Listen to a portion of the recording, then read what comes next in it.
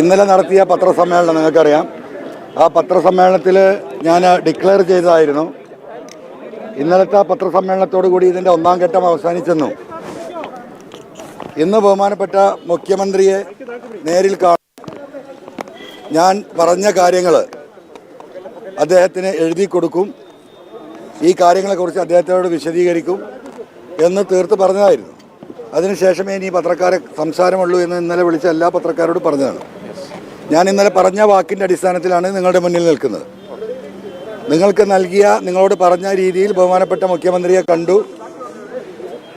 വിശദമായ ഈ സംഭവ വികാസങ്ങൾ അദ്ദേഹത്തിൻ്റെ ശ്രദ്ധയിൽപ്പെടുത്തി, കൃത്യമായി എഴുതി കൊടുക്കേണ്ട കാര്യങ്ങൾ എഴുതി കൊടുത്തു.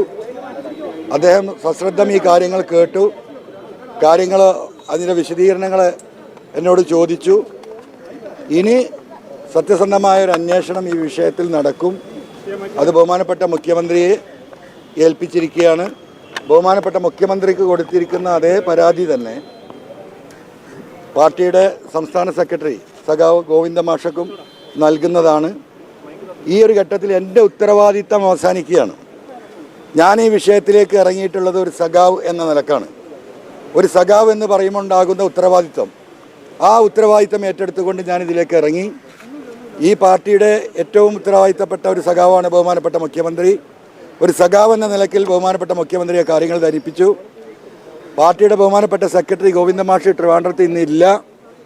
ബഹുമാനപ്പെട്ട സഖാവിനെ കൂടെ കണ്ട് ഈ പറഞ്ഞ കാര്യങ്ങളും അതിൻ്റെ വിശദീകരണങ്ങളും ബഹുമാനപ്പെട്ട മുഖ്യമന്ത്രിക്ക് നൽകിയ പരാതിയുടെ കോപ്പിയും സഖാവ് ഗോവിന്ദ മാഷക്ക് നൽകുന്നതോടുകൂടി ഒരു സഖാവ് എന്ന നിലയ്ക്കുള്ള എൻ്റെ ഉത്തരവാദിത്തം അവസാനിക്കുകയാണ്.